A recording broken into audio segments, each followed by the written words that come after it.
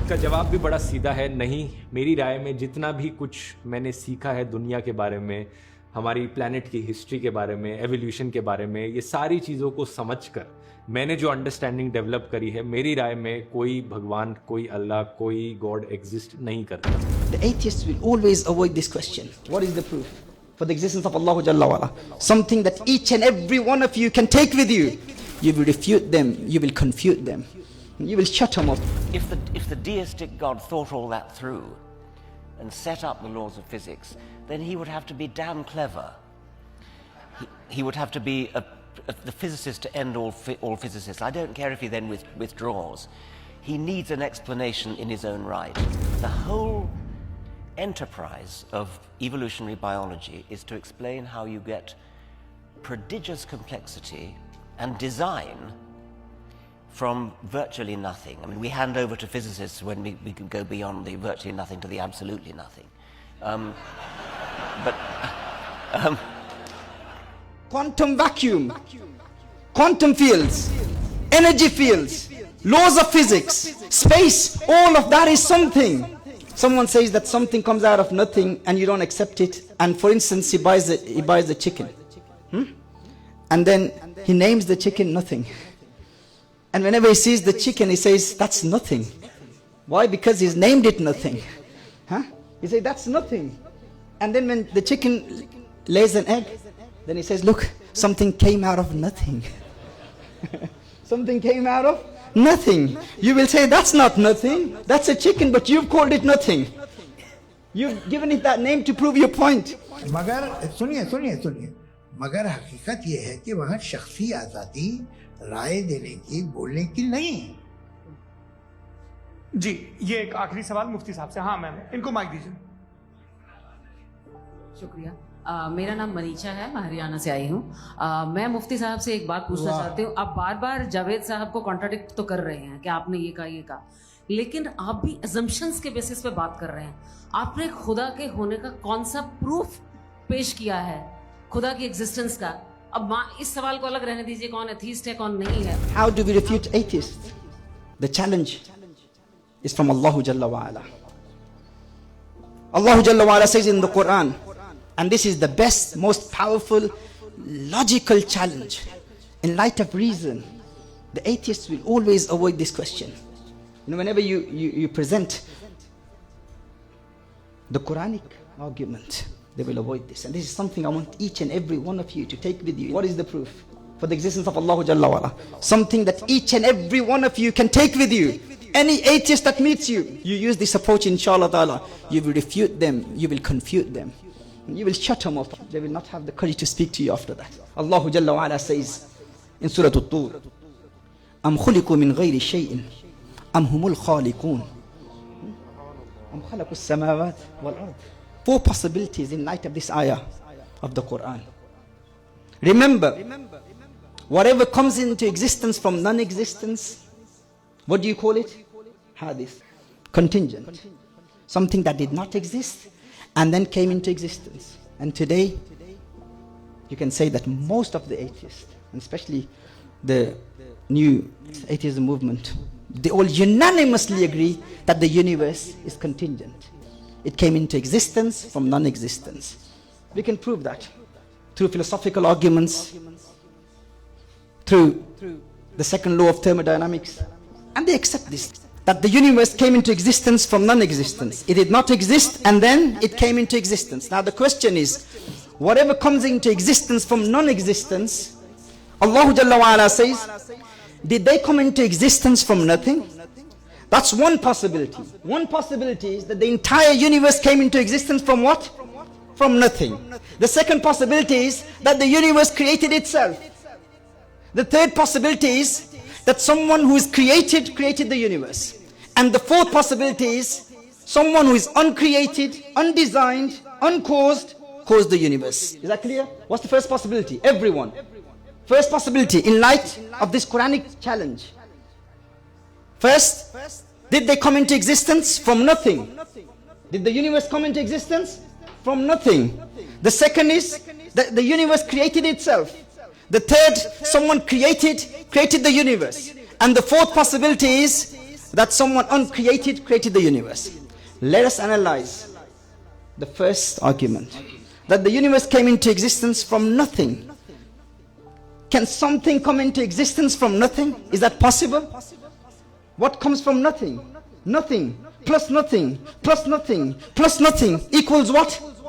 Nothing. Nothing comes out of nothing. An empty glass of water plus another empty glass of water plus another empty glass of water plus another empty glass of water equals what? Emptiness plus emptiness plus emptiness equals what? Emptiness. If nothing had the power to create something, it wouldn't have been nothing. If nothing had the power to create something, then you wouldn't call it nothing. It would have been something. Something comes out of something. Nothing comes out of nothing. It's irrational to say that something came out of nothing. Now if someone says to you, and remember, when we say that nothing comes out of nothing, it is absolute nothing. It is the real nothing. It is the true nothing, the actual nothing. If some physicist says to you that there are some particles that come out of nothing, remember, our nothing, our definition of nothing is the real nothing, the actual nothing. When we say nothing, we mean no matter, no time, no space, no energy, no laws of physics. If someone who studied a bit of quantum physics and he says to you, there is a possibility of some particles appearing, but what did they appear from? What have they come from? They believe it's nothing, that they came from nothing. Is quantum vacuum nothing? Is quantum fields nothing? Energy fields, is that nothing? Laws of physics are nothing? Space is nothing? There is something.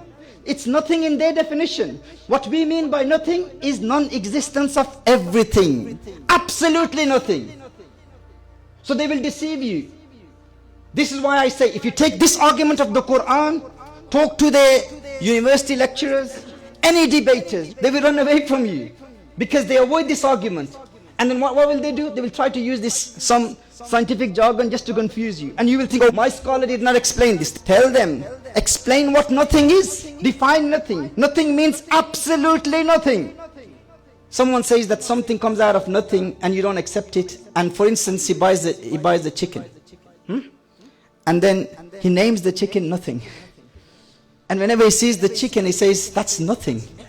Why? Because he's named it nothing. He says, that's nothing. And then when the chicken lays an egg, then he says, look, something came out of nothing. Something came out of nothing. You will say, that's not nothing. That's a chicken, but you've called it nothing. You've given it that name to prove your point. So, quantum vacuum, quantum fields, energy fields, laws of physics, space, all of that is something. And the particles, they come out of something, they don't come out of nothing. So do you understand this? What does Allah Jalla wa Ala say? Am khuliku min ghayri shay'in. Were they created from nothing? Min ghayri shay'in? Is that a possibility? That's not a possibility. It's irrational. Because nothing comes out of nothing. And say this to them. If nothing had the power to create something, it wouldn't have been nothing. Second possibility. That's the first possibility. Has everyone memorized it? What's the first possibility? That we came out of nothing. Second possibility. That we created ourselves. Am humul khaliqun. That you created yourself. Is it possible for a human to create himself? Is self-creation something which is possible? Is it possible for one to create himself? It's impossible. Self-creation is another logical fallacy. It's irrational. Why? Because in order for you to create yourself, you have to exist. And to be created, you have to be non-existent. If I say this phone created itself, that requires the coexistence of existence and non-existence. You have to exist and you have to not exist in order for you to create yourself. If someone says this phone created itself, in order for the phone to be a creator, it has to exist. And in order for it to be created, It has to be non-existent. Because how can you create something that already exists? You only create that which is non-existent, which doesn't exist. Do you see? So in order for this phone to create, it has to exist. And for it to be created, it has to not exist. And the coexistence of existence and non-existence is another logical fallacy. It's impossible. It's illogical. So you cannot create yourself. It's impossible for you to create yourself. This is like saying that the chicken laid an egg and what came out of the egg was the same chicken. Is that possible? That's impossible. The cake baked itself. Or the book, a Sheikh Maulana Hussain al-Qadri, he didn't write the book. The book wrote itself. Is that possible? It's impossible. Or the girl gave birth to herself. Is that possible? Impossible. First option, we came out of nothing. Impossible. Second option, we created ourselves. Impossible. No one will accept that. Third possibility, a created being, someone who was designed, someone who was created the universe. For instance, this mic here. Have you seen this mic? You can all see it? Yes? Does this exist or not? Does it exist or not? Seeing is believing. That's what people say, don't they? Seeing is believing. Yes? You all believe that this mic exists. Everyone believes in that. Yes? Ye mic exists karta hai. Why? Because you've seen it. The question is, who assembled this mic? Who manufactured this mic? Who made it? For instance, someone says, I made it. Maulana Khalid. Maulana Khalid, yes? Maulana Khalid says, I manufactured this. I made this mic. Yes? He says, I made it. Now, in order for him to make it, he says that I am dependent upon the permission of someone else. Maulana Khalid is dependent upon the permission of Zayd. And in order for Zayd to give him permission to make this mic, he is dependent upon Bakr. Bakr is dependent upon Umar. Umar is dependent upon Abdullah. Abdullah is dependent upon Abdul Rahman. And this continues infinitely. It never ends. Would this mic exist? Would it exist? If this chain continues, it never ends. Maulana Khalid says, he claims that he made it, but he is dependent upon someone else's permission, and that someone is dependent upon someone else's permission, and this continues forever. It never ends. You don't find an end point. Would this mic exist? Impossible. It has to end somewhere, doesn't it? It has to end somewhere. There has to be someone who is independent. There has to be someone who doesn't depend upon anyone above him, and that someone will then give permission to that Abdul Rahman. Then Abdul Rahman will give permission to Abdullah. Then he will give permission to the one below him. Then he will give permission to the one below him, and then he will permit Maulana Khalid, and then Maulana Khalid will make this mic. Yes? But the mic exists. You've all seen the mic, haven't you? The mic exists. You've seen it. This is based on your empirical judgment. With your eyes you've seen it. Yes? You've seen it. It exists or not. Seeing is believing. You all believe in the existence of the mic?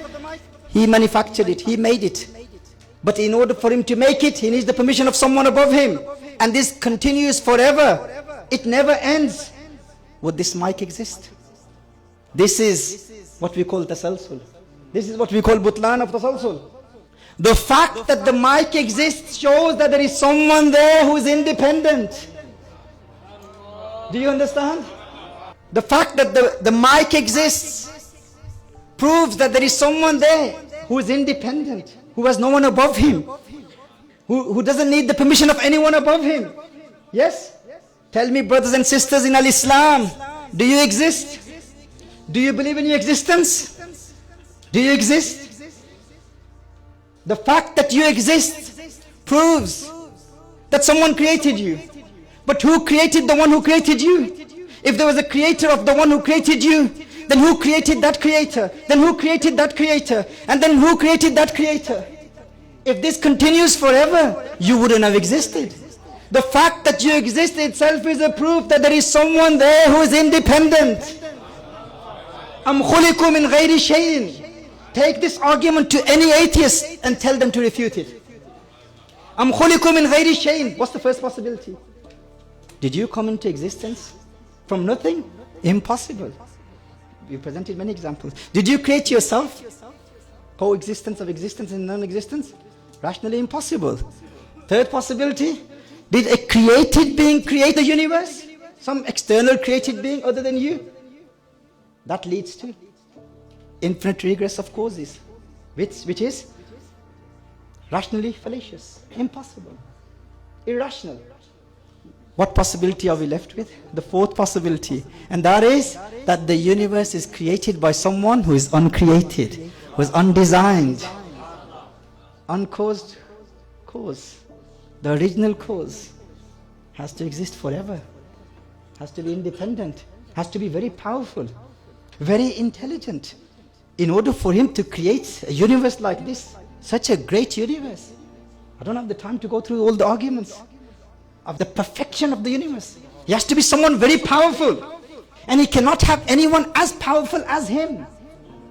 Do you understand what I'm referring to now? Qul huwallahu ahad. Are we now referring to the same surah? Qul huwallahu ahad. You recited lam yalid wa lam yulad many times before, but have you ever thought about this?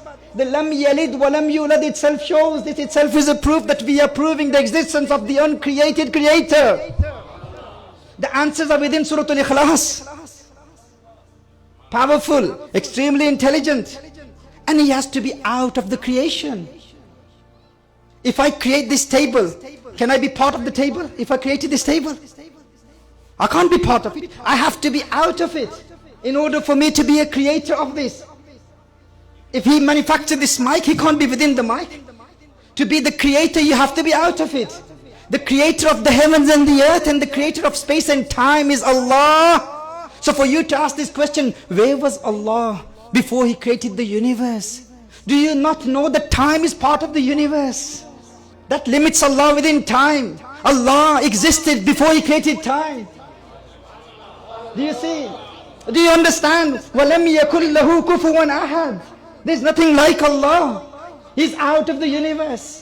So you can't ask this question about Allah Jalla wa Ala. قُلْ هُوَ اللَّهُ أَحَدٌ اللَّهُ الصَّمَدُ لَمْ يَلِدْ وَلَمْ يُولَدْ وَلَمْ يَكُنْ لَهُ كُفُوًا أَحَدٌ. There's no one like Allah Jalla wa Ala. Nothing is like Allah Jalla wa Ala. He's out of the universe. And when we say Allahu Samad, Allah Jalla wa Ala is independent. Allah is independent. إلى الشوق يبقى في